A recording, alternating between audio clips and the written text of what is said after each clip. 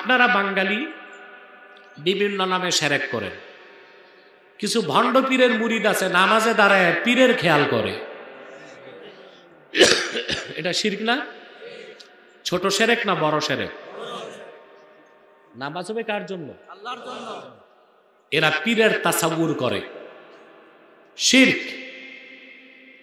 আপনাদের দেশে অনেক লোক যে পীরের পায়ে সাজদা করে, শিরক। সাজদা কার জন্য হবে? আপনাদের মধ্যে অনেকে আছে যে মাজার জিয়ারত করতে যে মাজারে কপাল ঘষে, আছে? শিরক, শিরকে আকবার, বড় শিরক। আল্লাহর ওলিদের মাজার জিয়ারত করবেন, এটা ভালো কাজ, এটা কি? কিন্তু সেটা হতে হবে সুন্নত তরিকায়। কি তরিকায়? আপনি বাবা মা আল্লাহর ওলি তাদের জিয়ারত করলে তারা কি কবরে টের পায়? জি পায়, পায়, টের পায়। হাদিস শরীফে এসেছে কোন মমিনের কবরের পাশ দিয়ে কেউ যদি জুতা পায়ে হেঁটে যায়, ওই জুতার আওয়াজের শব্দটাও মমিন তার কবরে পায়। মাকতুবাত মুজাদ্দিদ আল ফেসানির মাকতুবাতে এসেছে, মুজাদ্দিদ আল ফেসানি প্রতি সপ্তাহে একদিন তার মায়ের কবর জিয়ারত করতেন। আপনারা করেন বাপমার কবর জিয়ারত? সময় করেন সবে বরাতে, বছরে একবার, সপ্তাহে একদিন বাপমার কবর জিয়ারত করব। পারবেন ইনশাল্লাহ? মুজাদ্দিদ আল ফেসানি প্রতি সপ্তাহে একদিন মায়ের কবর জিয়ারত করতেন। একদিন মুজাদ্দিদের মা স্বপ্নে এসে বললেন, মুজাদ্দিদ তুমি আমার কবরে এসেই হাত তুলে দোয়া করবা না, চুপচাপ কিছুক্ষণ দাঁড়ায় থাকবা। তিনি বললেন, কেন মা? আহমদ সিরহিন্দ মুজাদ্দিদ আল ফেসানির মা বললেন, মুজাদ্দিদ রে, তুমি আমার মাথার কাছে এসে যখন হাত তুলে দোয়া করো, এত বেশি রহমতের ফেরেশতা ঝরতে থাকে, কবর থেকে তোমার চেহারা দেখতে পাই না। আমার কষ্ট থাকে মনে, সেই জন্য কিছু সময় এসে তুমি চুপচাপ দাঁড়ায় থাকবা, যেন আমি তোমারে দেখতে পাই, যাবার বেলায় দোয়া করে চলে যাবা। সুবহানাল্লাহ। বাপমা যদি নেককার হয় আর আল্লাহর ওলি যদি খাঁটি ওলি হয়, আপনি জিয়ারত করলে তারা টের পাবে, আর আল্লাহর ওলি রুহানি তাওয়াজ্জু পাবেন। কিন্তু আল্লাহর ওলির মাজার জিয়ারতই শুধু করা যাবে, ওখানে যে আগরবাতি নেওয়া, মোমবাতি নেওয়া বিদআত, মাজারে ঘোরা শিরক, সাজদা করা শিরকে আকবার। বাংলাদেশে পীরি মুরিদিন নামে এই শিরকি কাজগুলো হচ্ছে, এগুলো করবেন শিরক? কথা বলে না। জিয়ারত করবেন, কি করবেন? আমার দেশে সংস্কৃতির নামে শিরক হয়, হয় না? 21শে ফেব্রুয়ারি সকালবেলা একটা ফজর নামাজ পড়ে না, নগ্ন পায়ে তাজা কিছু ফুল নিয়ে শহীদ মিনারে যায়, ঠিক না? কি আছে ওইখানে? কোন শহীদের কবর আছে? এটা কি? ওখানে যে চুপচাপ মস্তক নত করে দাঁড়ায়, এটা হচ্ছে প্রস্তর পূজা। এটা কি? প্রস্তর, পাথরের পূজা। এই শিরক হচ্ছে বাংলাদেশে সংস্কৃতির নামে। আবার রাজনীতির নামেও শিরক হচ্ছে। প্রত্যেক পার্লামেন্ট মেম্বার শপথ গ্রহণ অনুষ্ঠানে কি করে? আমি অকৃত্রিমভাবে বাংলাদেশের উপর, বাংলাদেশকে বিশ্বাস করি। আরে ভাই, বাংলাদেশের উপর ঈমান আনলে তো ঈমান থাকবে না, ঈমান আনতে হবে কোরআন হাদিসের উপর।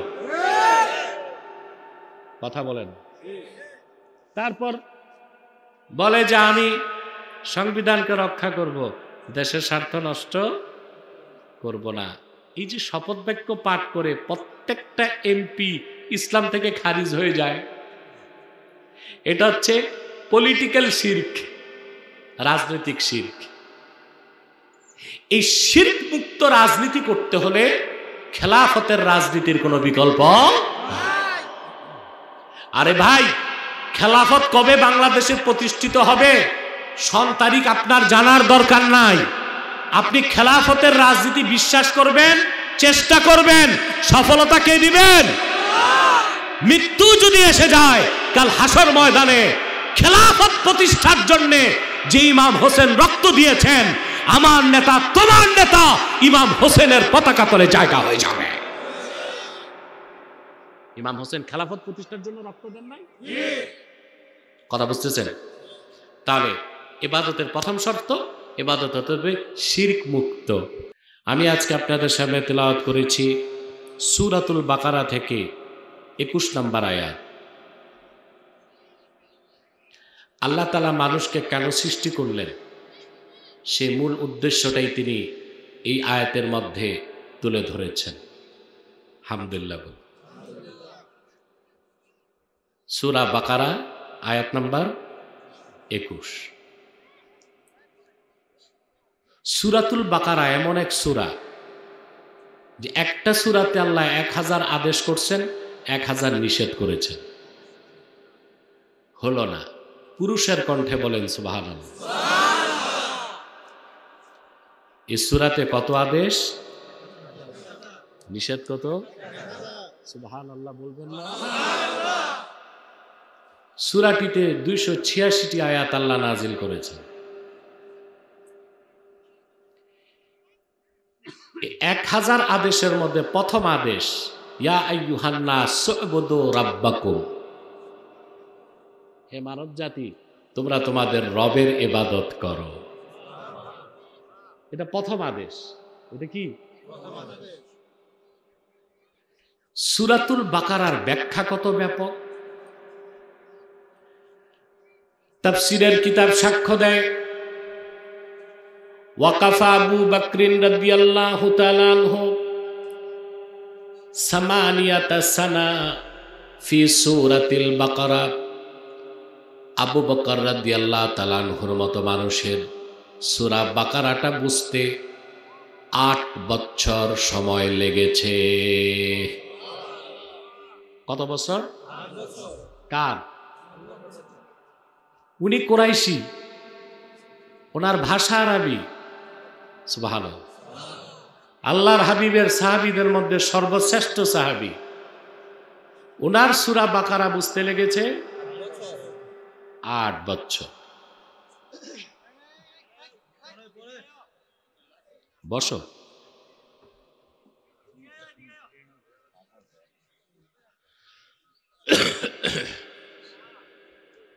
সিদ্দিক আকবরের কত বছর লাগছে? আর আমাদের দেশে কমপ্লিট মৌলবী হইতে লাগে 8 বছর। আর সিদ্দিক আকবরের সূরা বাকারা বুঝতে লাগছে 8 বছর। সুবহানাল্লাহ বলবেন না? প্রশ্ন হচ্ছে না কেন? হ্যাঁ, এটা কারণ আছে। আমরা যেভাবে কোরআন শরীফ পড়ি আর বুঝি, সাহাবায়ে কেরাম এইভাবে পড়তেন না, এইভাবে বুঝতেন না। আল্লামা হাফেজ এমাদউদ্দিন ইবনে কাসির রাহমাতুল্লাহ লেখেন, আল্লাহর হাবিবের সাহাবীদের অভ্যাস ছিল তারা রাসূলুল্লাহর নূরের জবান থেকে 10টা আয়াত শুনতেন, 10টা আয়াত মুখস্থ করতেন, 10টা আয়াতের ব্যাখ্যা বুঝতেন, 10 আয়াতের আমল করতে পারলে আবার 11 আয়াতে যেতেন। এভাবে সিদ্দিক আকবরের সূরা বাকারাটা বুঝে আত্মস্থ করতে 8 বছর সময় লেগেছে। আল্লাহর কোরআনের ব্যাখ্যা যে কত ব্যাপক তা কিছুটা হলেও অনুমান করতে পেরেছেন, ঠিক না? এই সূরাটিতে আদেশ আছে কত? নিষেধ আছে? প্রথম আদেশ 21 নম্বর আয়াত। এর আগে কোনো আদেশ? প্রথম আদেশ। এই যে ছোট ছোট বাচ্চাদের ডিস্টার্বটা বন্ধ করা যায় না? সুজিব যাও তো, ওদেরকে আদর করে বসিয়ে দাও, ছোট ছোট বাচ্চাদের। আবার কিছু ভাই আছে প্যান্ডেল ছেড়ে দূরে বসে আছে। আমি জানি না এরা খান বাহাদুর আহসানুল্লাহ নাতিপুতি কিনা। এদের তো উচিত প্যান্ডেলে বসা। কোরআন কারীমের মাহফিলের পরিবেশ যত সুন্দর হবে, কবর জীবনটা তত সুন্দর হবে। তোমরা বসেছ? কিছু ভাই বিপদে আছে, জিন্সের প্যান্ট লাগায় আসছে, বসতে পারতেছেন।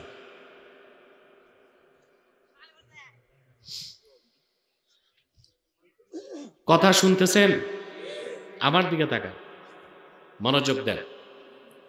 আল্লাহ তাআলা প্রথম আদেশ করলেন, ইয়া আইয়ুহান নাস, হে মানব জাতি, উবুদু রাব্বাকুম, তোমরা তোমাদের রবের ইবাদত করো। সুবহানাল্লাহ। একজন মানুষ যতক্ষণ পর্যন্ত 3টি প্রশ্নের উত্তর না পাবে, মানুষ হিসেবে তার যে কি মর্যাদা এটা সে বুঝতে পারবে না। প্রতিটি মানুষের জীবনে 3টি প্রশ্ন আসে।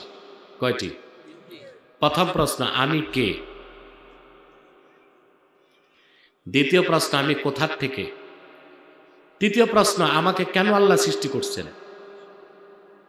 কে, কোথা থেকে, কেন? ঠিক না? প্রথম প্রশ্ন, আমি কে? আল্লাহ কোরআন শরীফে মানুষের পরিচয় তুলে ধরেছেন। ওয়ালাকাদ কাররামনা বানি আদম ওয়া হামালনাহুম ফিল বাররি ওয়াল বাহরি ওয়া রাযাকনাহুম মিনাত তাইয়্যিবাত। আমি মানব জাতিকে শ্রেষ্ঠত্ব দান করেছি, মর্যাদাবান করেছি, জল এবং স্থলে তাদেরকে কর্তৃত্ব দিয়েছি, আর এই পৃথিবীর সবচেয়ে মূল্যবান জিনিসগুলোকে তাদের জন্য রিজিক বানায় দিয়েছি। আল্লাহ তাআলার সিলেক্টেড ক্রিয়েশন, নির্বাচিত সৃষ্টি হচ্ছে মানুষ। যারা কাফের মুশরিক নাস্তিক তথাকথিত বিজ্ঞান মনস্ক, তারা বলতে চায় সবকিছু প্রকৃতির খেয়ালিপনা। নাউজুবিল্লাহ। প্রকৃতি আবার কি? প্রকৃতি কিছু করতে পারে না। প্রকৃতির স্রষ্টা যিনি আল্লাহ, ওনার হুকুমের বাইরে প্রকৃতি কিছু করতে পারে? কি আফসোস, মানুষ যখন অবিশ্বাসী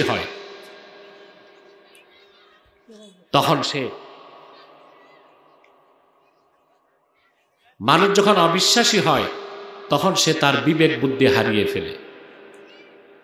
আপনার সংবাদগুলো দেখতেছেন, আমেরিকার ক্যালিফোর্নিয়াতে আগুন লাগছে। আমরা তো বুঝতেছি এটা আল্লাহর গজব, নাস্তিকরাও বুঝতেছে আল্লাহর গজব। জীবনভর শুনছেন আগুন লাগলে পানি দিলে আগুন নেবে, আর ওখানে দেখা যাচ্ছে পানি দিলে আগুন বাড়ে। এটা আল্লাহর গজব না? তা আপনারা যতগুলো সংবাদ মাধ্যম আছে, স্যাটেলাইট চ্যানেল বাংলাদেশে অনেক আছে না, যে 71 না 72 টিভি, ডিবিসি না ডাব্বা টিভি, এই চ্যানেলগুলোর সংবাদ দেখেন। এটা যে আল্লাহর গজব ওরা বলতেছে না, ওরা বলতেছে প্রকৃতি প্রতিশোধ নিচ্ছে। তাও আল্লাহর নামটা মুখে নাউজুবিল্লাহ বলবেন না। প্রকৃতি কি?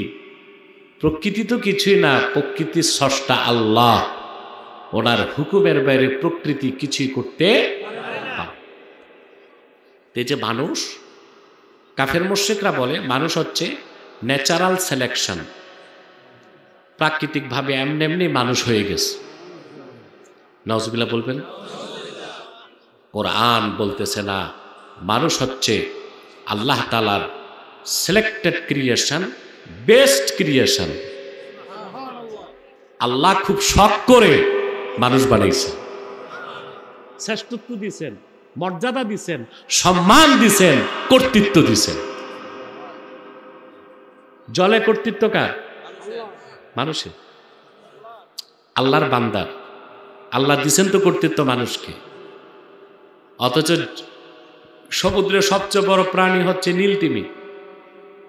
এত বড় প্রাণী, একটা নীলতিমির লেজে 7টা হাতি দাঁড়াইতে পারে। কতটা? কিন্তু জলে কর্তৃত্ব আল্লাহ কারে দিছেন? স্থলে সবচেয়ে বড় প্রাণী হাতি, ঠিক না? কিন্তু ছোট্ট একটা মানুষ হাতির পিঠে বসে যেমনি খুশি অমনে হাতিরে চালায়। কর্তৃত্ব কার? এরপর আল্লাহ বলছেন এই ভূপৃষ্ঠের সবচেয়ে দামি জিনিসগুলো রিজিক বানায় দিস। দেখেন তো, গরু সারা জীবন ঘাস খায়, আর কিছু খাবার সুযোগ? হাতি খায় কলা গাছ, মানুষ খায় রকম রকম খানা। ওর রিজিকগুলো কত সম্মানিত, সুবহানাল্লাহ। ধান চাষ হয়, প্রতিটি চাল আল্লাহ কভার করে রাখছেন যারা মানুষ এই পবিত্র রিজিক গ্রহণ করতে পারে। বিভিন্ন ফলের মধ্যে তিনি রং বেরঙের ছোঁয়া রাখছেন যেন খেয়েও শান্তি, দেখেও মজা, গ্রান নিলেও সুখ লাগে। সুবহানাল্লাহ। এসব মানুষের জন্য। কার জন্য? প্রতিটি রিজিক মানুষের খুব দামি, ঠিক না? তা আমি কে? জবাব হচ্ছে আমি আল্লাহর শ্রেষ্ঠ সৃষ্টি। দ্বিতীয় প্রশ্ন, আমি কোথার থেকে? কয়টা প্রশ্ন জাগে? দ্বিতীয় প্রশ্ন কি? আল্লাহ কোরআন শরীফে বলছেন ওয়াকুলনা ইয়া আদামুসকুন আনতা ওয়া যাওজুকাল জান্নাতা ওয়া কুলা মিনহা রাগাদান হাইসু শি'তুমা ওয়া লা তাকরাবা হাযিহিশ শাজারাতা ফাতাকুনা মিনাজ জালিমিন। আল্লাহ রাব্বুল আলামিন বলেন, আমি আদম আর তার স্ত্রীকে বললাম তোমরা পরমানন্দে বেহেশতে বসবাস করো, যা খুশি তা প্রাচুর্যের সাথে খাও, তবে একটি বৃক্ষের কাছেও যেও না। তাহলে আমি কোথা থেকে? আল্লাহ বলে দিলেন আমার তোমার আসল বাড়ি জান্নাত। বাবার বাড়ি, মায়ের বাড়ি, বাবা মার বাড়ি তো আসল বাড়ি। কথা বলে, বাবা আদম কই ছিল? মা হাওয়া। আমরা কোথা থেকে? আমাদের অরিজিন কি? What is the origin of man? মানুষের আদি উৎস কি? জোরে বলতে হবে। আর বিজ্ঞান শিখায় মানুষ বানর থেকে, তা বিজ্ঞান শিখাচ্ছে মানুষের উৎস জঙ্গল থেকে, আর কোরআন শিখাচ্ছে মানুষের উৎস জান্নাত থেকে। কোথায় জঙ্গল, কোথায় জান্নাত? তাহলে বিজ্ঞান মানবতাকে সমুন্নত করে নাই, মানবতাকে সমুন্নত করেছে আল্লাহর কোরআন, ঠিক না? বাবার বাড়ি আসল বাড়ি। এখানে যার বাড়ি বরিশাল, এখানে বাড়ি করছে, মনে করেন ঘর জামাই, যে জিজ্ঞেস করেন বাড়ি কই, বলবে মোর বাড়ি পট্টাখালী। আসল বাড়িটাই বলবে। যার বাড়ি নোয়াখালী, তিতাসে ব্যবসা করে, ওর যদি জিজ্ঞেস করেন বাড়ি কই, ও তিতাস বলবে না, বলবে নোয়াখালী, হাডারি বাড়ির হিস কিনে, ঠিক না? তা আমাদের আসল বাড়ি সুবহান। আমি কে? আল্লাহর শ্রেষ্ঠ সৃষ্টি। আমি কোথার থেকে? তৃতীয় প্রশ্ন, কেন? আল্লাহ কেন আমাকে বানালেন? আল্লাহ জবাবটা দিয়েছেন, ওয়ামা খালাকতুল জিন্না ওয়াল ইনসা ইল্লা লিয়াবুদুন। আমি মানুষকে সৃষ্টি করেছি, জিনকে সৃষ্টি করেছি শুধুমাত্র আমার ইবাদতের জন্য। জবাব পাইছেন? আল্লাহ কেন বানাইছেন আপনাকে? আল্লাহ রাব্বুল আলামিন সূরাতুল বাকারাতে সেই জন্য 21 নম্বর আয়াতে প্রথম নির্দেশ করলেন মুমিনদেরকে, ইয়া আইয়ুহান নাসু উবুদু রাব্বাকুমুল্লাযী খালাকাকুম ওয়াল্লাযীনা মিন ক্বাবলিকুম লাআল্লাকুম তাত্তাকুন। হে মানব জাতি, তোমরা তোমাদের রবের ইবাদত করো, যিনি তোমাদেরকে সৃষ্টি করেছেন এবং তোমাদের পূর্ববর্তীদেরকে সৃষ্টি করেছেন। বলেন সুবহানাল্লাহ। ইবাদত হবে কার? আল্লাহ। আরো জোরে বলেন কার? আল্লাহ ছাড়া কারো ইবাদত হবে না। এখন ইবাদতের অর্থ জানেন? আমরা বাঙালি ইবাদতের অর্থ জানি না। মোহন আসো বস। আমরা বাঙালি ইবাদতের অর্থ জানি না। ইবাদত বলতে আমরা বুঝি নামাজ, রোজা, হজ, যাকাত। কথা বলেন। আর কোন ক্ষেত্রে যে ইবাদত আছে তা আমরা জানিও না, বুঝিও না, জানার চেষ্টাও করি না। ঠিক না? তাহলে আমাদের কাছে ইবাদতের অর্থ নিতে হবে। কি বলেন? আল্লাহর পক্ষ থেকে লাখের উপর পয়গম্বর এসেছেন, মানব জাতিকে আল্লাহর ইবাদতের দাওয়াত দিয়েছেন। সুবহানাল্লাহ। আদম থেকে আখিরি নবী, আদম থেকে যত পয়গম্বর এসেছেন সকল পয়গম্বর আল্লাহর ইবাদতের দাওয়াত দিয়েছেন। ১৫০০ বছর আগে আল্লাহর আখিরি নবী মুহাম্মদ সাল্লাল্লাহু আলাইহি সাল্লাম চূড়ান্ত দাওয়াত দিয়েছেন আল্লাহর ইবাদতের। বলেন সুবহানাল্লাহ। প্রত্যেক নবী আল্লাহর ইবাদতের দাওয়াত দিয়েছেন, একদম আদম থেকে শুরু করে। আপনি আশ্চর্য হবেন, ইবাদতের শুরুটাই তো বেহেশতে। কোথায়? ইবাদতের শুরু কই? আপনারা জানেন হযরত আদমের একটা পরিচয় খলিফাতুল্লাহ। খলিফাতুল্লাহ অর্থ কি? আল্লাহর খলিফা। আল্লাহ। আপনারা বাঙালি খলিফা বুঝেন দর্জি। দর্জিরে খলিফা বলবেন? এগুলো কুখ্যাত ইংরেজরা অপপ্রয়োগ শিখাইছে। দর্জির নাম দিয়েছে খলিফা, অথচ ইসলামী রাষ্ট্রের চিফ এক্সিকিউটিভের নাম হচ্ছে খলিফা। আবার আপনাদের দেশে এই যে ম্যারেজ রেজিস্টার, এটার নাম দিয়েছে কাজী। চিনেন নাই? এই যে মাথায় ছাতা, বগলে খাতা, বাড়ি বাড়ি দৌড়ায়, এটার নাম কি? না, এটা কাজী না, এটা হচ্ছে ম্যারেজ রেজিস্টার। কাজী হচ্ছে ইসলামী রাষ্ট্রে আদালতে যিনি বিচার করেন, জজ, তাকে বলা হয় কাজী। ইংরেজরা ইসলামের এই পরিভাষাগুলোকে অপপ্রয়োগ করার শিখিয়েছে। আমরা তা শিখব না? আমরা ঠিক করব? তাহলে এখন থেকে আর দর্জিকে খলিফা বলবো আর ম্যারেজ রেজিস্টারে কাজী বলবো? সম্মানিত সুধী, হযরত আদমকে আল্লাহ সৃষ্টি করলেন বেহেশতে, আর তার উপাধি হলো খলিফা। বেহেশতে আল্লাহ তাআলা ইবাদতের সূচনাটাই করলেন আল্লাহ বেহেশতে। সুবহানাল্লাহ বলবেন। প্রথম বানালেন আদমকে। মানুষ যত সুখে থাক, একা একই ভালো লাগে? কথা বল। বুড়া মানুষ যারা আছে, বউ মরে গেছে, ওরা জানে একা থাকার দুঃখ কি। কথা। আর বাংলাদেশের কালচারটা এতটা নষ্ট হয়ে গেছে, বুড়া বাবা বিয়ে করতে চাইলে ছেলেরা আর দেয় না। ঠিক না? হ্যাঁ, বাধা দেয়। এটা উচিত না। উচিত হচ্ছে বাবা যদি বিয়ে করতে চায় বিয়ে করিয়ে দাও। কারণ একজন বয়স্ক পুরুষের খেদমত তার স্ত্রী যেটা করবে ওটা তার মেয়ে দিয়ে সম্ভব না, পুত্র বধূ দিয়ে তো সম্ভব না, জায়েজও না। ঠিক না? আমি বুঝি না, বাংলাদেশে বৃদ্ধাশ্রম আছে, এটা দরকার নাই। বাংলাদেশে দরকার বউ আশ্রম।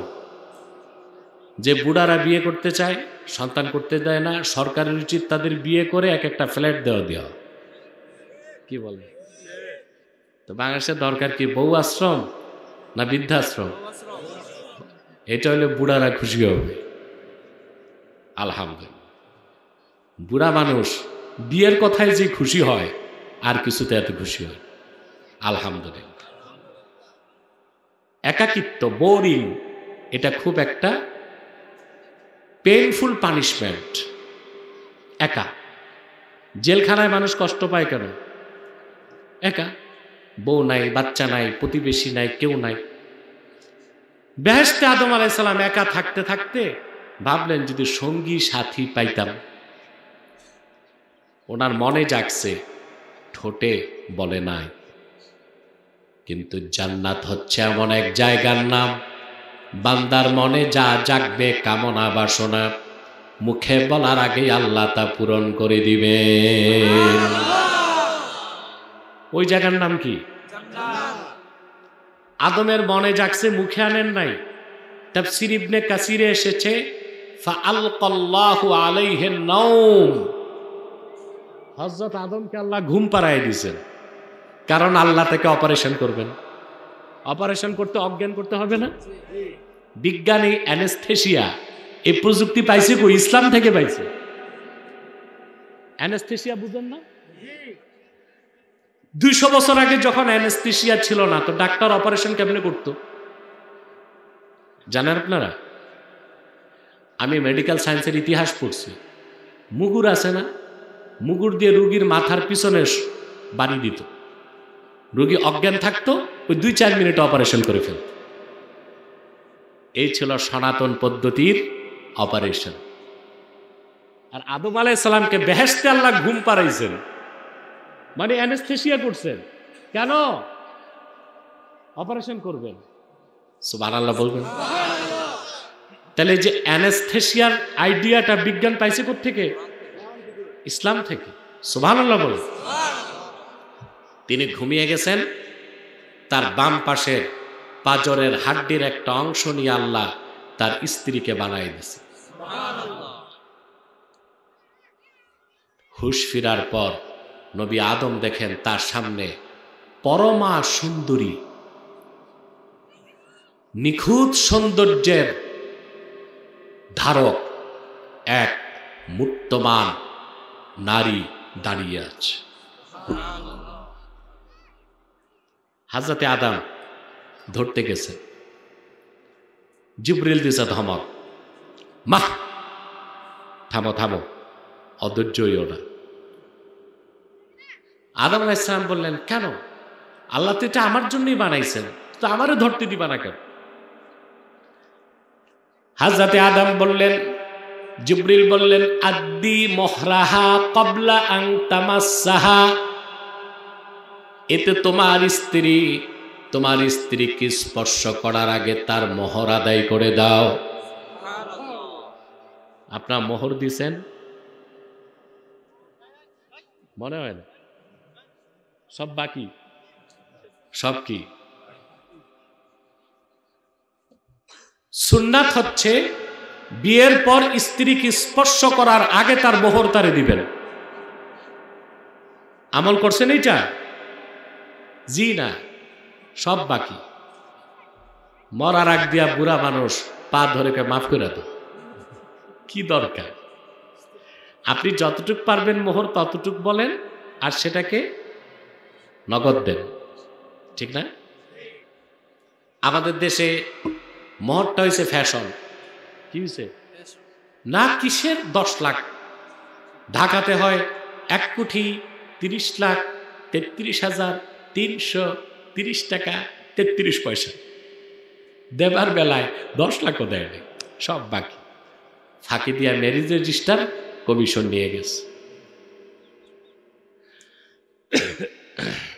দেখুন, মোহর যদি স্ত্রীর না দেন, কাল কিয়ামতের দিন আপনি জেনাকারদের কাতারে দাঁড়ায় যাবেন। দিবেন মোহর? আপনারা মোহর দেন না, বরং যৌতুক চালু করছেন।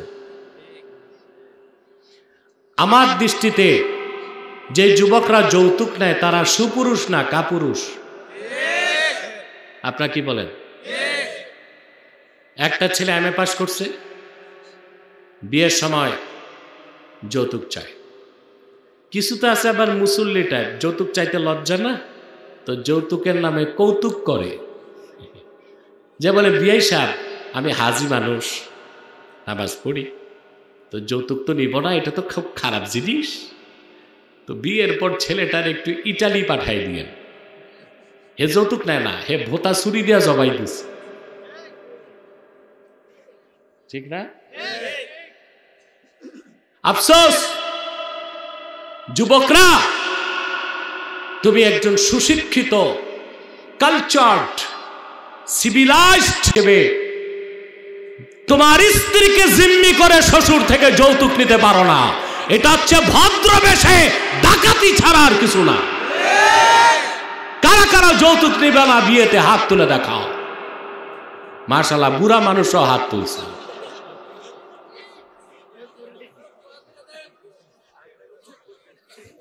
তাহলে বোঝা যায় তাদের শখ আছে আরো করার।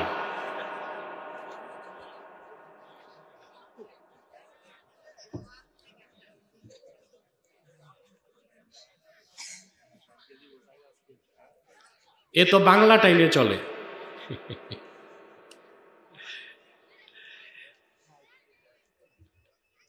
শুনতেছেন? বুড়া মানুষ কেন হাত তুলছে আমি জানি। ছেলের বিয়েতে যৌতুক নিবে না। ওনারা বিপদে পড়ে গেছিল। সম্মানিত সুধী, তাহলে আপনারা মোহর দিবেন? যারা দেন না স্ত্রীকে বুঝাই দিবেন তো? এই মোহরের শুরুটাও কই? ইবাদতের শুরু জান্নাতে। হযরত আদম বললেন, কাইফা উয়াদ্দি মোহরাহা ইয়া জিবরিল, কেমন করে স্ত্রীর মোহর আদায় করব তা তো জানি না। হযরত জিবরিল বললেন, সাল্লি আলা মুহাম্মাদিন সালাসা মাররাত, রে আদম তুমি আল্লাহর আখিরি নবী মুহাম্মদ সাল্লাল্লাহু আলাইহি সাল্লামের খেদমতে 3 বার দরুদ শরীফ পাঠাও, আল্লাহ তোমার মোহরকে আদায় করে দিবে। সুবহান।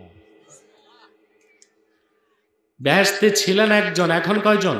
2 জন। এবার শুরু হলো ইবাদত। ইবাদত অর্থটা কি বুঝতে হবে? ইবাদত হচ্ছে ইমতিসালুল আওয়ামির ওয়া ইজতিনাবুন নাওয়াহি, আল্লাহর আদেশ মানা, নিষেধ ছাড়া। তা আল্লাহ বেহেশতে আদমকে আর হাওয়াকে একটা আদেশ করছেন আর একটা নিষেধ করছেন। আল্লাহ বলছেন কুলা মিনহা রাগাদা, বেহেশতে হাইসু শি'তুমা, বেহেশতে যা খুশি তা খাও, যা খুশি এটা ছিল আদেশ। এটা কি ছিল? ওয়ালা তাকরাবা হাযিহিশ শাজারা, আর একটি বৃক্ষের কাছে যেও না, এটা ছিল নিষেধ। আদেশ মানা নিষেধ ছাড়া তার নাম কি? সবাইকে বলতে হবে। আদেশ মানা নিষেধ ছাড়া তার নাম কি? কার আদেশ? ইবাদত শুরু করিল জান্নাতে, বেহেশতে। সুবহানাল্লাহ বল। ঘটনাটা বলা আমার উদ্দেশ্য না, আমি ইবাদতটা বুঝাচ্ছি। শয়তানের ওয়াসওয়াসায় নবী আদম আল্লাহর নিষেধটা ছাড়তে পারেন নাই। গন্ধম খাইছেন, তিনিও খাইছেন, স্ত্রীও। আল্লাহ তাদের উভয়ের পোশাক খুলে ফেললেন, তাদের জন্য জান্নাতকে হারাম করে দিলেন, আকাশের দরজা খুলে দিলেন, আদমকে নামায় দিলেন শ্রীলঙ্কায়, হাওয়াকে নামায় দিলেন সৌদি আরবের জেদ্দায়। জেদ্দা মিউনিসিপ্যালিটির কবরস্থানে মা হাওয়ার কবর আছে, আমি জিয়ারত করছি। সুবহানাল্লাহ, লম্বা কবর, বুঝলেন? আদম নবী ছিল 60 হাত লম্বা, তো বউটা তো কাছাকাছি, লম্বা তো হতেই হবে। মাথার কাছে লেখা আছে উম্মুনা হাওয়া, এখানে শুয়ে আছে আমাদের জননী হাওয়া। হযরত আদমের কবর হচ্ছে মিনাতে, মসজিদ আল খাইফে। কোথায়? খাইফ। হযরত ইসমাইলের রওজা কোথায় জানেন? হাজরে আসওয়াদ পাথরের নিচে। সুবহানাল্লাহ। শুধু কি তাই, আমরা যে তোয়াফ করি কাবাঘর, মাতাফ, মাতাফ যেখানে তোয়াফ করি, এই তোয়াফের জায়গায় পূর্বের 99 জন পয়গম্বরের রওজা আছে। সুবহান। আমার ভাইরা, আদম নামলেন শ্রীলঙ্কায়, হাওয়া নামলেন জেদ্দা। আল্লাহ তাআলা তাদেরকে প্রথম পানিশমেন্ট দিলেন বেহেশত থেকে বহিষ্কার, দ্বিতীয় পানিশমেন্ট দিলেন বিরহ যন্ত্রণা। স্বামী এক জায়গায়, স্ত্রী, এটা সবচেয়ে কষ্টের পানিশমেন্ট। কথা বল।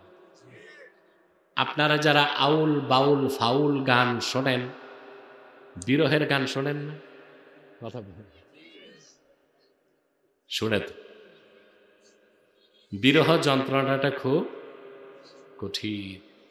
অনেক যুবক বিরহের কারণে আত্মহত্যা করে, ইঁদুরের বিষ খাইয়া। ছি ছি ছি, এটা কি যুবকের কাজ? কোন একটা নারী বা মেয়ের আকর্ষণে জীবনটাকে নষ্ট করা, এটা কোনো মুমিনের কাজ হতে পারে না। আবার মহিলারাও, মেয়েরাও ছেলেকে না পেলে আত্মহত্যা করে। তাও কি, এখন তো আধুনিক, ভিডিও লাইভে এসে আত্মহত্যা করে। লও লও, তুমি আগে মুখে দাও। এ বলে না, তোমার মৃত্যুটা আমার সহ্য হবে না, আগে আমি মরি। পরে দেখা যায় একটাই বেঁচে গেছে, আরেকটাই মরে গেছে। আত্মহত্যাকারী অনন্তকাল জাহান্নামে জ্বলবে। মুমিনের জীবন একমাত্র তারা উৎসর্গ করবে ঈমানের জন্য, আল্লাহ ও তার হাবিবের ভালোবাসায়, কোরআন ও সুন্নাহর মহব্বতে, আল্লাহর দ্বীনের স্বার্থেই মুমিন তার জীবনকে উৎসর্গ করতে পারে। পার্থিব কোনো স্বার্থে মুমিন তার মূল্যবান জীবনকে বিসর্জন দিতে পারে না।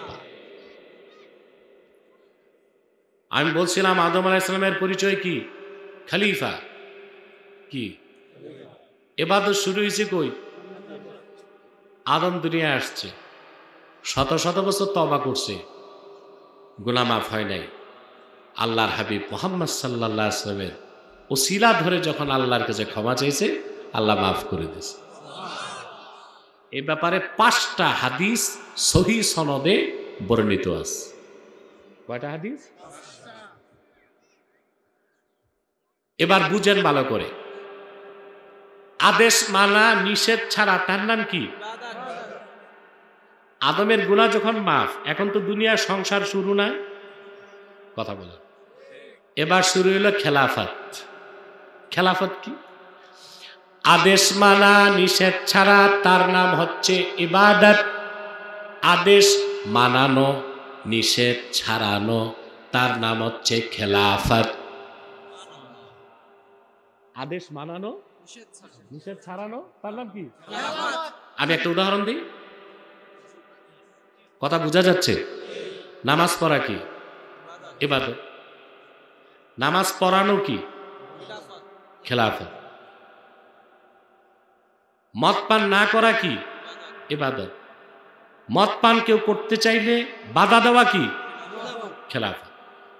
আদম যে খলিফা, খেলাফতের দায়িত্ব আদম। ইবাদত শুরু বেহেশতে, খেলাফতের শুরু জমিনে।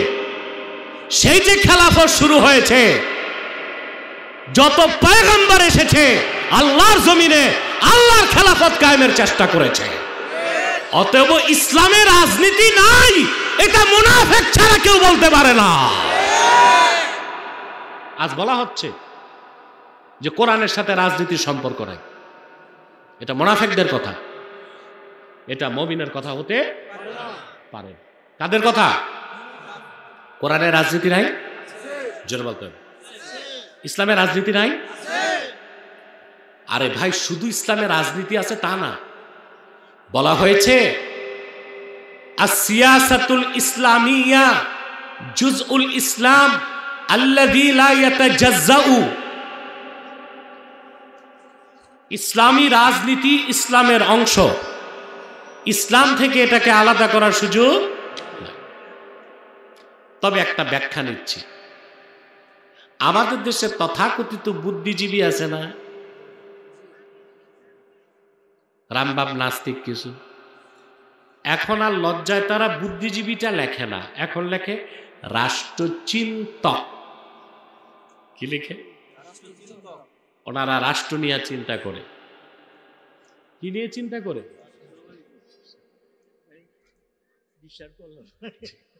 কি নিয়ে চিন্তা করে? রাষ্ট্র নিয়ে চিন্তা করে। এই যে রাষ্ট্রচিন্তক যারা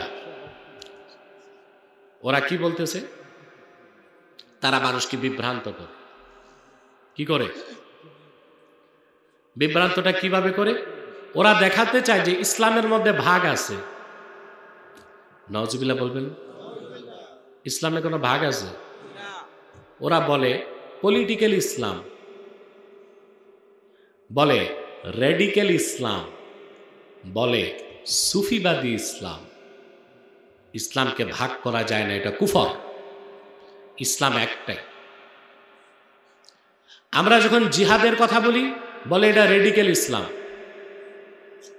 যখন আমরা ইসলামী রাষ্ট্রের কথা বলি, বলে এটা পলিটিক্যাল ইসলাম। যখন আমরা মসজিদে বসে তসবিহ পড়ি, সুফি, বলে এটা সুফিবাদী ইসলাম। ইসলামকে ভাগ করা যায় না। আল্লাহর আখির নবী মুহাম্মদ সাল্লাল্লাহু আলাইহি সাল্লামের মাধ্যমে ১৫০০ বছর আগে আল্লাহ ইসলামকে পরিপূর্ণ করে দিয়েছেন। এটার কোনো ভাগ নাই, এটার কোনো ভার্সন নাই। ইসলাম একটাই। তবে ইসলামী রাজনীতি পূর্ণাঙ্গ ইসলাম নয়, পূর্ণাঙ্গ ইসলামের অংশ। জিহাদ ফি সাবিলিল্লাহ পূর্ণাঙ্গ ইসলাম নয়, পূর্ণাঙ্গ ইসলামের জোরে বলো তরিকত তাসাউফ ইলমে মারিফাত পূর্ণাঙ্গ ইসলাম নয়, পূর্ণাঙ্গ ইসলামের অংশ। ইবাদত শুরু কই? জান্নাতে। খেলাফত শুরু। বনি ইসরাইলের যত নবী এসেছেন সব রাজনৈতিক নেতৃত্ব দিয়েছেন। এখন যে বলতেছে কোরআনের সাথে রাজনীতির সম্পর্ক নাই, ওরে যদি সূরা ফাতিহা পড়তে দেন, ওর তো মাস্টার স্ট্রোক করবে। কথা বলেন। ইসলামের বুঝে কি? কোরআন শরীফের বুঝে কি? আমি একটা হাদিস শোনাচ্ছি, মনে রাখবেন। কথা বলেন। সহিহ মুসলিমের হাদিস। আল্লাহর হাবিব সাল্লাল্লাহু আলাইহি ওয়াসাল্লাম ইরশাদ করেছেন, কানা বানু ইসরাঈল তাসুসুহুমুল আম্বিয়া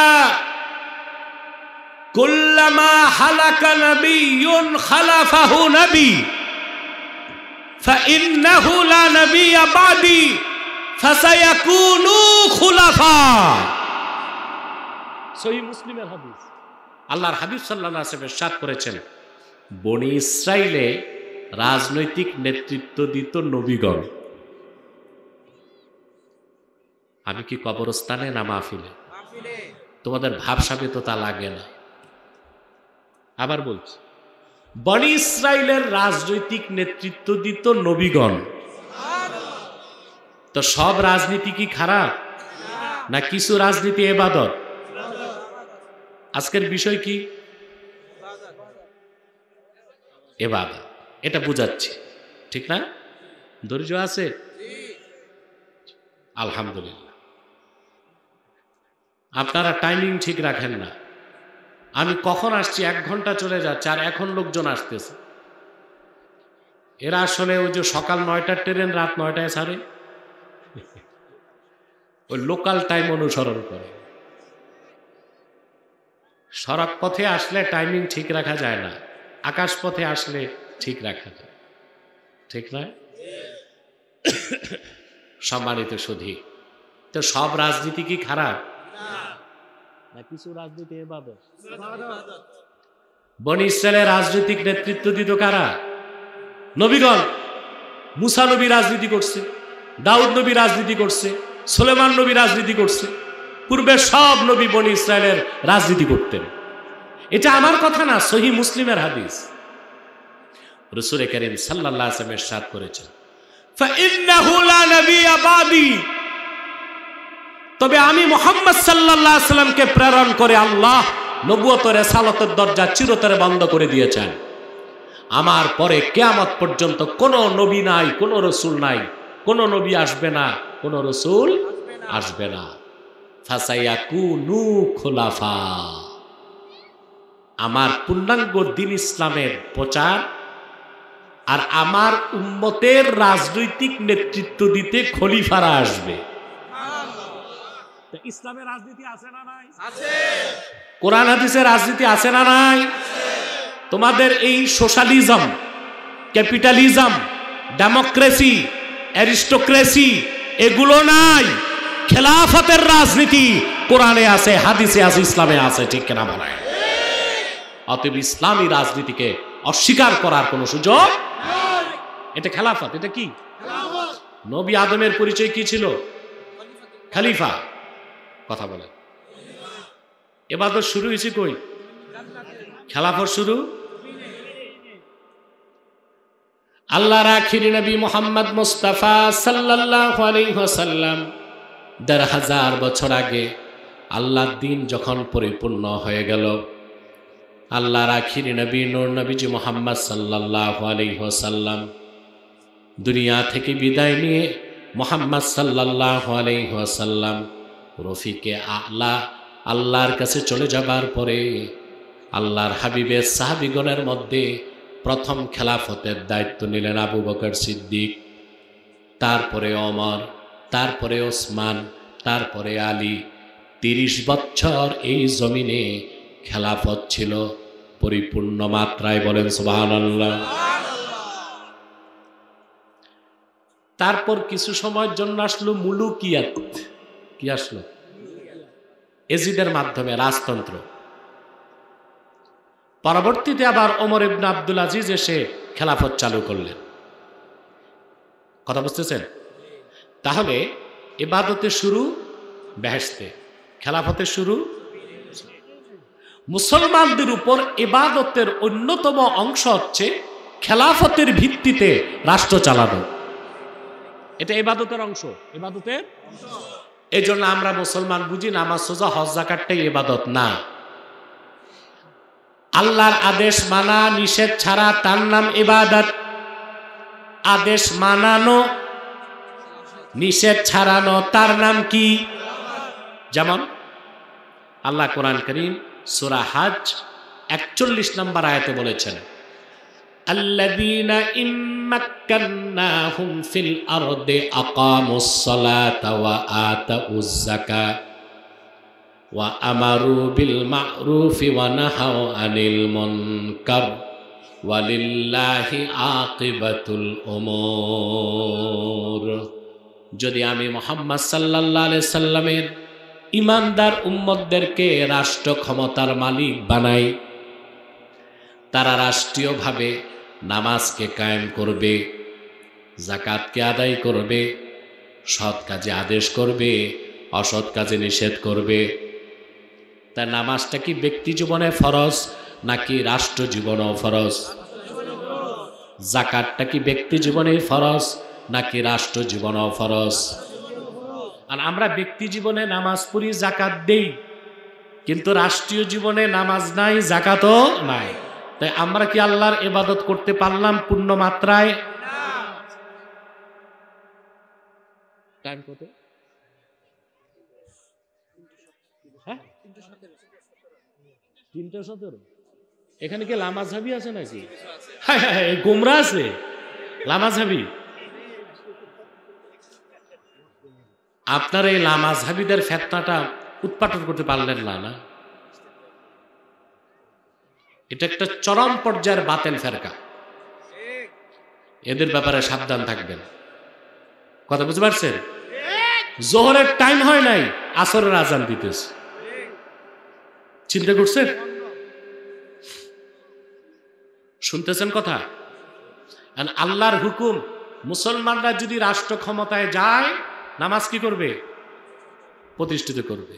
যাকাত, অর্থাৎ যে নামাজ পড়বে না তাকে পানিশমেন্ট দিবে। এখন হানাফি মাযহাব মতে যদি কোনো মুসলমান নামাজ না পড়ে তাকে ব্যাত লাগাইতে হবে। কি? এখন মনে করেন আজকে আসর নামাজ কেউ পড়লো না, বাজারে যে যদি আপনি 3টা ব্যাত লাগান, খাইবেন কয়টা?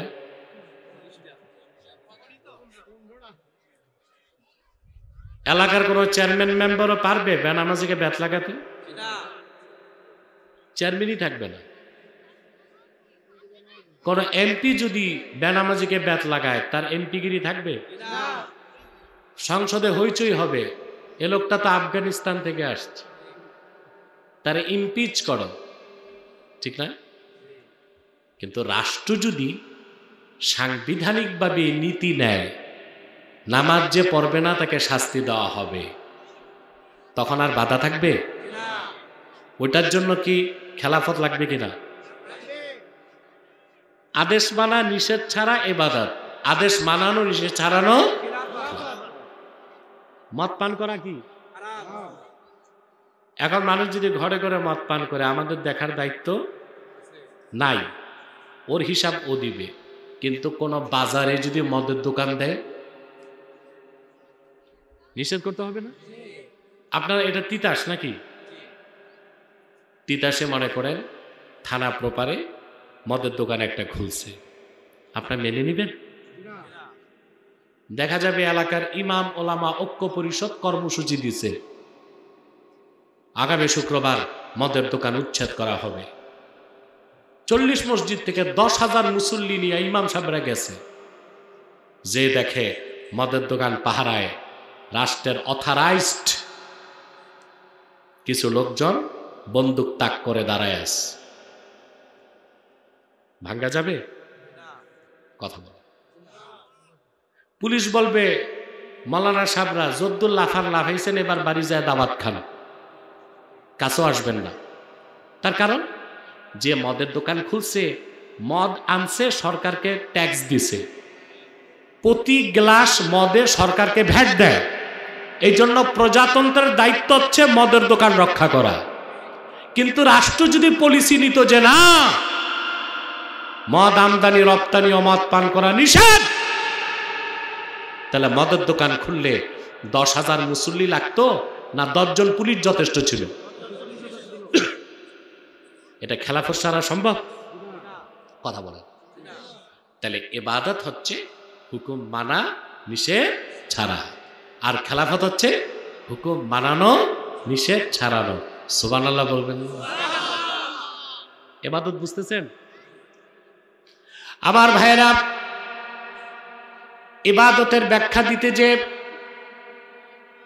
মুফাসসিরগণ কি বলেছেন, আমি বিশ্ববরণ্য 3 জন মুফাসসিরের বক্তব্য শোনাচ্ছি। আল্লামা হাফেজ জালালউদ্দিন সুয়ুতি রাহমাতুল্লাহ বলেছেন, আম্মাল ইবাদা ফাহিয়া ইমতিসালুল আওয়ামির ওয়া ইজতিনাবুন নাওয়াহি, আল্লাহর হুকুমগুলো মানা, নিষেধগুলো ছাড়া, তার নাম হচ্ছে ইবাদত। বিশ্ববরণ্য আরেকজন মুফাসসির আল্লামা ইমাম বাগাবী লেখেন, ইবাদত হচ্ছে আল ইতাআতু মা'a যিল্লাতি ওয়াল খুদু, একনিষ্ঠ চিত্তে আমার আল্লাহর হুকুমগুলোকে মেনে নেওয়া, নিষেধগুলোকে ছেড়ে দেওয়া, তার নাম হচ্ছে ইবাদত। বিশ্ববরণ্য আরেকজন মুফাসসির আল্লামা কাজী বাইজাবি বলেন, আম্মাল ইবাদাতু ফাহিয়া মাখুজাতুম মিন তরিকিল মাবাদ, ইবাদত শব্দটা তরিকুল মাবাদ শব্দ থেকে উৎপন্ন হয়েছে। তরিকুল মাবাদ মানে তরিকুল মুজাল্লাল, পায়ের আঘাতে যে পথ হয়, কি এটাকে বলে আরবিতে তরিকুল মাবাদ। তরিকুল মুজাল্লাল, যে পথ সরকার বানায় না, হাঁটতে হাঁটতে, আপনার বাংলাদেশে বলে ম্যাঠো পথ, কি বলে গ্রাম দেশে, সাপের মতো আঁকা বাঁকা। সরকার যখন রোড বানায় এগুলোতেই পিচ ঢেলে দেয়, এটা যে সোজা করবে এটা নাই, কি বলে? এই যে ম্যাঠো পথ, এটা কোনো সরকার বানায় না, পায়ের আঘাতে হয়। তুচ্ছতার মাধ্যমে পথ তৈরি হয়েছে। এজন্য ইবাদত মানে হচ্ছে বান্দা নিজের তুচ্ছতা প্রকাশ করে আল্লাহর আনুগত্যকে মেনে নিবে, এর নাম ইবাদত। বলেন সুবহানাল্লাহ। জীবনের সকল ক্ষেত্রে ইবাদত হবে কার? এবার আসেন, এই ইবাদত কবুল হবার জন্য 3টা শর্ত আছে। কয়টা? 1, ইবাদত হতে হবে শিরক মুক্ত ইবাদত।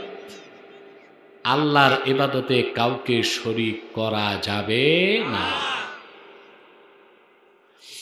আল্লাহ রাব্বুল আলামিন বলেন, আল্লাযীনা আমানু ওয়া লাম ইয়ালবিসু ঈমানাহুম বিযুলমিন উলাইকা লাহুমুল আমনু ওয়া হুম মুহতাদুন। যারা ঈমান এনেছে আর ঈমানের সাথে জুলুমকে মিশাইল না, আল্লাহ বলেন তাদের জন্যই রয়েছে নিরাপত্তা, তারাই হেদায়েত প্রাপ্ত। এই আয়াত নাজিলের পর বুখারী শরীফের হাদিস, সাহাবায়ে কেরাম আল্লাহর হাবিবকে জিজ্ঞেস করলেন, ইয়া রাসূলুল্লাহ সাল্লাল্লাহু আলাইহি সাল্লাম, আইয়ুনা লাম ইয়াজলিম, আমাদের মধ্যে এমন কে আছে যে জীবনে একটু জুলুম করে নাই? আল্লাহ আয়াত নাজিল করলেন। আল্লাহ রাব্বুল আলামিন ঘোষণা করলেন, ইন্না শিরকা লা যুলমুন আযীম, ঈমানের সাথে জুলুম যে মিশানো যাবে না, এটা সাধারণ জুলুম না, সবচেয়ে বড় জুলুম হচ্ছে আল্লাহর সঙ্গে অন্যকে শরীক করা। তার মানে ঈমান আনার পরে যারা শিরকের গুনাহ করবে না, কুফরের গুনাহ করবে না, তারা নির্ভেজাল মুসলমান, খাঁটি মুমিন।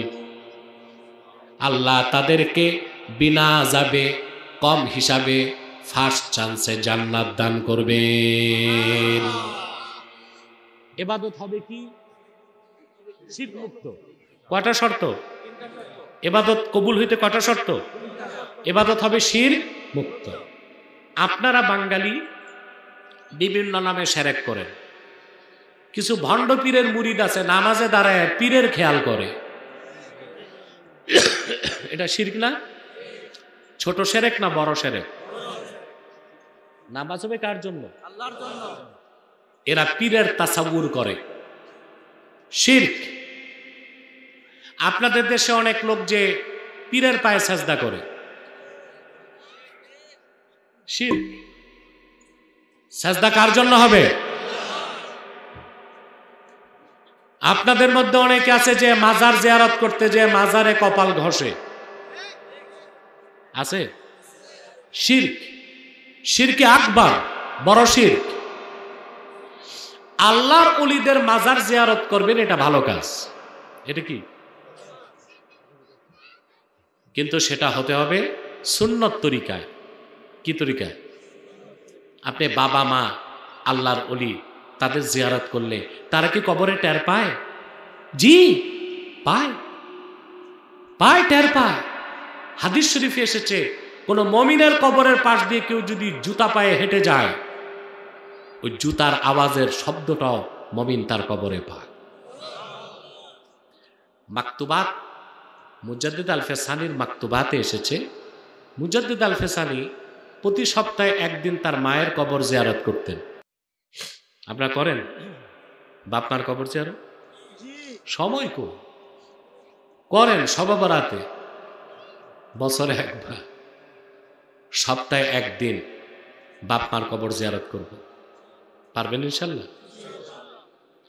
মুজাদ্দিদ আল ফেসানি প্রতি সপ্তাহে একদিন মায়ের কবর জিয়ারত করতেন।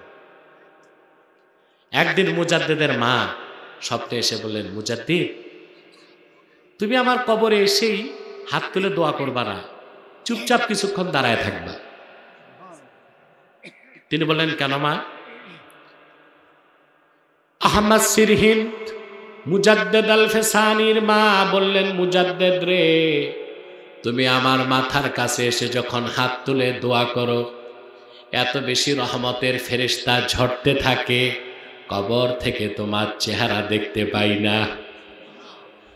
আমার কষ্ট থাকে মনে, সেই জন্য কিছু সময় এসে তুমি চুপচাপ দাঁড়ায় থাকবা, যেন আমি তোমারে দেখতে পাই, যাবার বেলায় দোয়া করে চলে যাবা। সুবহানাল্লাহ। বাপ মা যদি নেককার হয় আর আল্লাহর ওলি যদি খাঁটি ওলি হয়, আপনি জিয়ারত করলে তারা টের পাবে, আর আল্লাহর ওলি রুহানি তাওয়াজ্জু পাবেন। কিন্তু আল্লাহর ওলির মাজার জিয়ারতই শুধু করা যাবে, ওখানে যে আগরবাতি নেওয়া, মোমবাতি নেওয়া বিদআত। মাজারে ঘোরা শিরক, সাজদা করা শিরকে আকবার। বাংলাদেশে পীর মুরিদিন নামে এই শিরকি কাজগুলো হচ্ছে, এগুলো করবেন শিরক? কথা বলে না। জিয়ারত করবেন, কি করবেন? আমার দেশে সংস্কৃতির নামে শিরক হয়, হয় না? 21শে ফেব্রুয়ারি সকালবেলা একটা ফজর নামাজ পড়ে না, নগ্ন পায়ে তাজা কিছু ফুল নিয়ে শহীদ মিনারে যায়, ঠিক না? কি আছে ওইখানে? কোন শহীদের কবর আছে? এর কি? ওখানে যে চুপচাপ মস্তক নত করে দাঁড়ায়, এটা হচ্ছে প্রস্তর পূজা। এটা কি? প্রস্তর, পাথরের পূজা। এই শিরক হচ্ছে বাংলাদেশে সংস্কৃতির নামে। আবার রাজনীতির নামেও শিরক হচ্ছে। প্রত্যেক পার্লামেন্ট মেম্বার শপথ গ্রহণ অনুষ্ঠানে কি করে? আমি অকৃত্রিমভাবে বাংলাদেশের উপর, বাংলাদেশকে বিশ্বাস করি। আরে ভাই, বাংলাদেশের উপর ঈমান আনলে তো ঈমান থাকবে না, ঈমান আনতে হবে কোরআন হাদিসের উপর। কথা বলেন। তারপর বলে যে আমি সংবিধানকে রক্ষা করব, দেশের স্বার্থ নষ্ট করব না। এই যে শপথ বাক্য পাঠ করে প্রত্যেকটা এমপি ইসলাম থেকে খারিজ হয়ে যায়, এটা হচ্ছে পলিটিক্যাল শিরক, রাজনৈতিক শিরক। এই শিরক মুক্ত রাজনীতি করতে হলে খেলাফতের রাজনীতির কোনো বিকল্প। আরে ভাই, খেলাফত কবে বাংলাদেশে প্রতিষ্ঠিত হবে সন তারিখ আপনার জানার দরকার নাই। আপনি খেলাফতের রাজনীতি বিশ্বাস করবেন, চেষ্টা করবেন, সফলতা কে দিবেন?